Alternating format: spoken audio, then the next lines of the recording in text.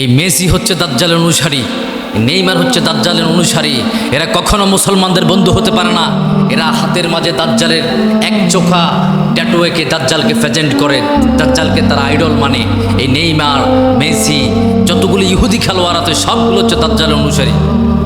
এখন আমার মুসলমানের সন্তানেরা কয় মেসি নাকি মুসা হয়ে ফিরে আসছে। মিশরের সঙ্গে আর্জেন্টিনার যে খেলাটা হয়েছে, কয় মেসি নাকি মুসা হয়ে ফিরে আসছে। ওই গাদার ঘরে গাদা কইলি কি? আমরা বললাম আল্লাহ ইহুদিদের সঙ্গে আমাদের সম্পর্কটা কি আপনি বলে দেন। আমার আল্লাহ বলে শোনো ইহুদিদের সঙ্গে তোমাদের সম্পর্কটা কি। লাতাজিদান্না আশাদ্দান নাসি আদাওয়াতান লিল্লাযিনা আমানু ইয়াহুদা ওয়াল্লাযিনা আশরাকু।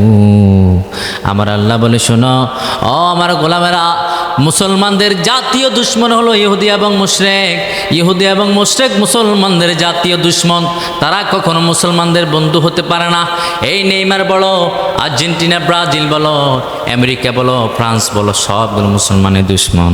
এরা কখনো মুসলমানের বন্ধু হতে পারে না।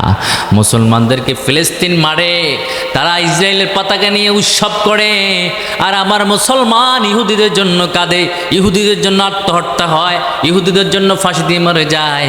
এই জন্য আমার আল্লাহ রাসূল সাল্লাল্লাহু আলাইহি সাল্লাম বললেন মান তাশাব্বাহা কওমিন ফাহুয়া মিনহুম।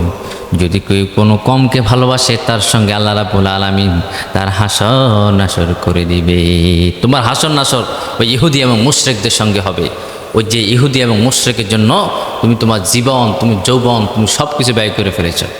কারণ তুমি বুঝতে হবে ইমানের মূল্য হচ্ছে বেশি।